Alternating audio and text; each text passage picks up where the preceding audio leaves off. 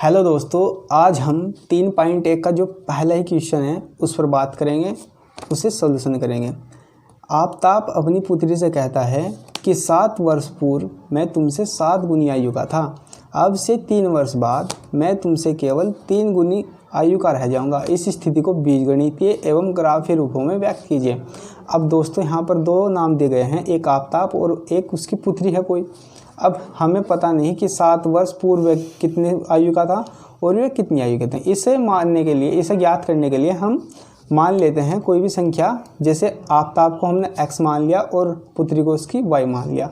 इस तरीके से हम इस प्रक्रिया को आगे बढ़ाएंगे। जैसे यहाँ पर 2 कंसेप्ट दिए हैं, एक पूर्व और एक पश्चात यानी बाद। इसमें ध्यान दीजिएगा थोड़ा।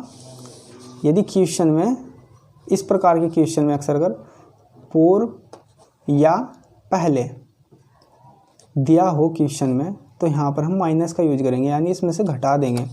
तो यदि अगर बाद और पश्चात की बात हो, ये क्वेश्चन में कहीं हो, तो इसमें हम प्लस का यूज़ करेंगे, यानी जोड़ देंगे। अब आगे देखते हैं क्वेश्चन को हल करेंगे, किस तरीके से करेंगे। जैसे यहाँ पर इसमें शर्त दी गई होती है 2। जैसे हाँ, आफताब अपनी पुत्री से कहता है कि मैं 7 वर्ष पूर्व मैं तुमसे 7 गुनी आयु का था।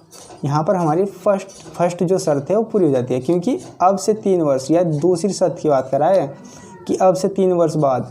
यहाँ तक जो हमारी फर्स्ट शर्त है इसे देख लेते हैं। पहले जो आफताब की आयु है वर्तमान, उसे x मान लेते हैं। तो माना आफताब की वर्तमान जो आयु है वो x वर्ष मान लिया हमने, x वर्ष है, तथा जो उसकी पुत्री की आयु है उसे हम y मान लेते हैं, तथा उसकी पुत्री की वर्तमान आयु कितनी है, y वर्ष है। ठीक है। अब हम इसको आगे कैसे बढ़ाएंगे, यहाँ पर लिख लेंगे प्रश्नानुसार। इससे तात्पर्य यानी प्रश्न के अनुसार हम जो प्रश्न है हमारा उसे आगे बढ़ाएंगे। जैसे यहाँ पर क्या है, आफताब अपनी पुत्री से कहता है 7 वर्ष पूर्व में तुमसे 7 गुनी आयु का था। तो आफताब को हमने माना x और इसकी पुत्री को y। उन्हें दोनों को पहले एक दूसरे के बराबर रख लो। फिर इसने कहा है 7 वर्ष पूर्व की बात हुई तो माइनस कर दो, यानी इसमें से भी 7 वर्ष माइनस और इसमें से भी 7 वर्ष माइनस। अब बात है 7 गुनी आयु का था। अब जब गुनी की बात है, ये गुना किस में करेंगे, इसमें नहीं करेंगे, क्योंकि ये किसकी आयु मानी है हमने, आफताब की। आफताब इसका बाप है तो उसकी आयु तो हमेशा बड़ी होगी। तो जो इसकी छोटी आयु है, जैसे इसकी पुत्री की छोटी आयु है, तो उसमें हम 7 से गुणा कर देंगे। जो भी छोटी आयु होगी उसमें हम गुणा कर देते हैं। जैसे x - 7 है यहाँ पर। अब इसको सही करके लिख लेते हैं। इसकी गुणा अंदर होगी तो हो जाएगा 7y और -49। अब ध्यान दीजिएगा, अब ये x कैसी संख्या है और ये y कैसी संख्या है। चर है तो चर को चर के साथ लिख लेते हैं और अचर को अचर के साथ। यहाँ पर x है तो इधर आकर माइनस के -7y हो जाएगा। अब बराबर ये -49 है, ये इधर जाकर प्लस हो जाएगा 7।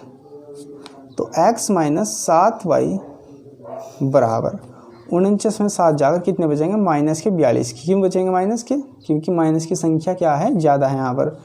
तो यहाँ पर हमें फर्स्ट जो समीकरण है वो प्राप्त हो जाती है। और यह कौन सी शर्त थी हमारी दोस्तों, फर्स्ट शर्त थी। अब सेकंड शर्त पर बात करेंगे। सेकंड शर्त क्या है हमारी,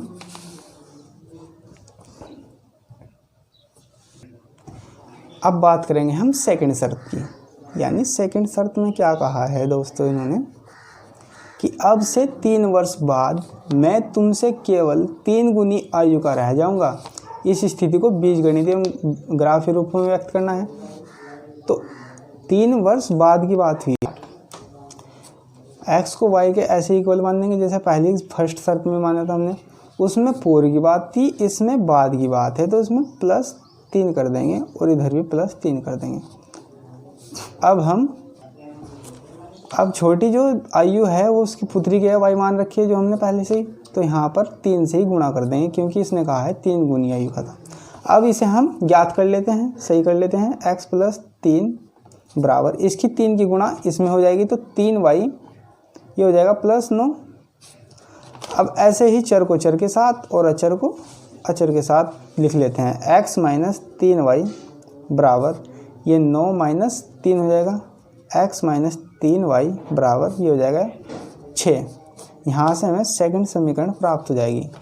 तो अब हम कह सकते हैं जो हमारा बीजगणितीय रूप था वो आ गया है। अतः x माइनस पहली जो समीकरण थी हमारी 7y बराबर -42 थी, तथा दूसरी समीकरण हमें प्राप्त हुई x - 3y बराबर 6। यह समीकरण का बीजगणितीय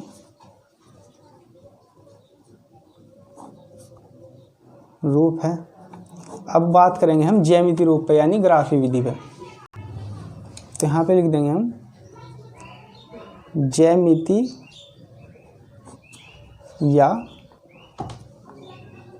ग्राफीय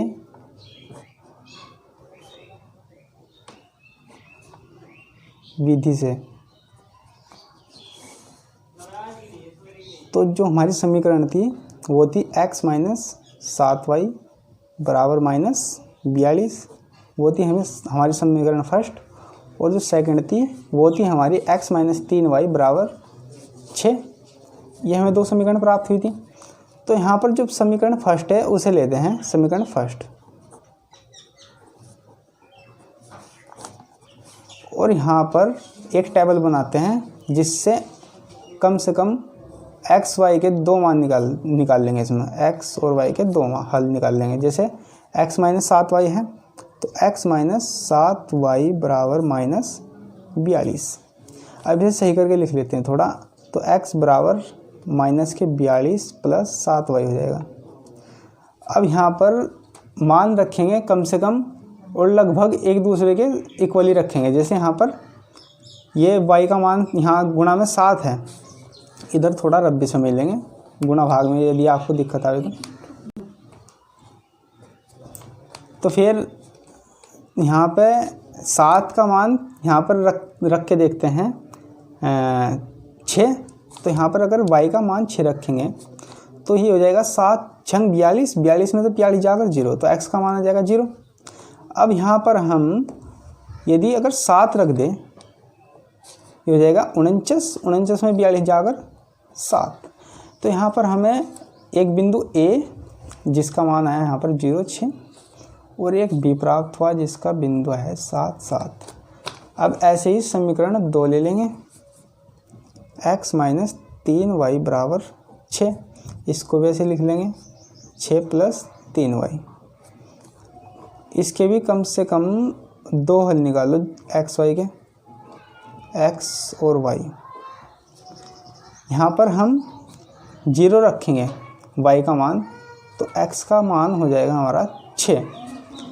अब अगर यहाँ हम 1 रखें तो यहाँ पर ये जैसे 6 + 3y है, यदि यहाँ हम 1 रख दें तो हो जाएगा 6 × 3 = 9।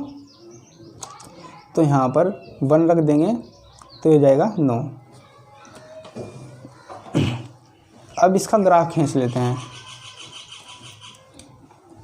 इसके जो बिंदु आए हैं यहाँ पर इसको P मान लेते हैं 6 0 और इसको Q मान लेते हैं 9 1। अब इसका ग्राफ खींच लेंगे।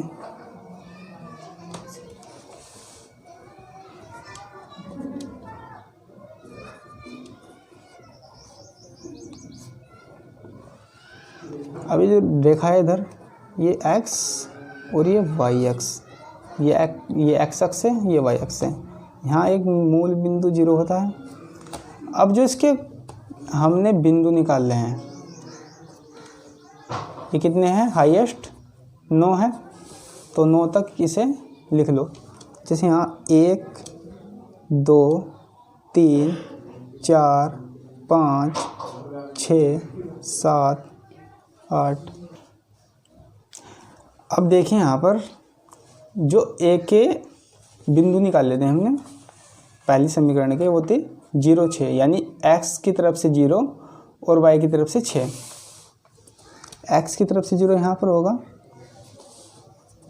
और y की तरफ से 6 यहाँ पर, यानी a जो बिंदु है हमारा 0 6 यहाँ पर हो जाएगा। अब जो बिंदु दूसरा लिया था हमने वो था 7 और 7, यानी x की साइड है जो वो भी 7 और y की साइड है वो भी 7।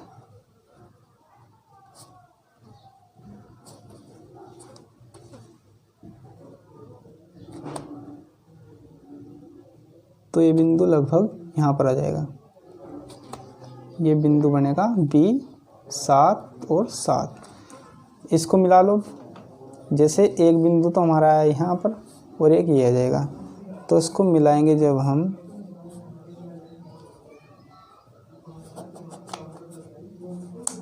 ये मिल जाएगा इधर। अब दूसरा जो बिंदु हमारा है P, वो 6 और 0, यानी x की तरफ से 6 यहाँ पर होगा,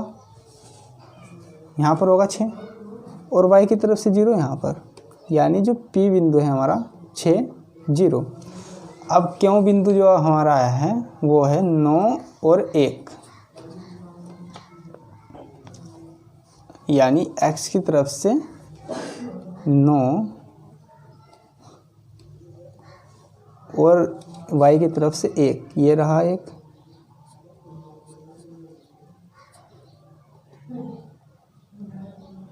ये बिंदु बन जाएगा हाँ 9 1, ये है क्यों बिंदु हमारा। एक बिंदु हमारा ये था, एक ये, इसको भी हम आपस में मिला लेंगे। अब ये रेखा जाएगी यहाँ पर, लगभग यहाँ पर प्रतिच्छेद कर देगी, यहाँ के बाद प्रतिच्छेद कर देगी। तो दोस्तों ये जो ग्राफ का तरीका है वो कंडीशन यही रहेगी, बिल्कुल वही तरीका सेम होगा, लेकिन जो ग्राफ सही तरीके से बनेगा वो ग्राफ पेपर पे बनेगा एक्यूरेट। यहाँ पर इसका केवल तरीका बता सकते हैं हम। यदि अगर प्रकार फीटी होती पेंसिल बिल्कुल सही आ जाता, तो इसलिए यहाँ पर तरीका यही रहेगा बिल्कुल जो हमने बताया है। तो मतलब ग्राफ पे देख सकते हैं इसको बनाकर। धन्यवाद।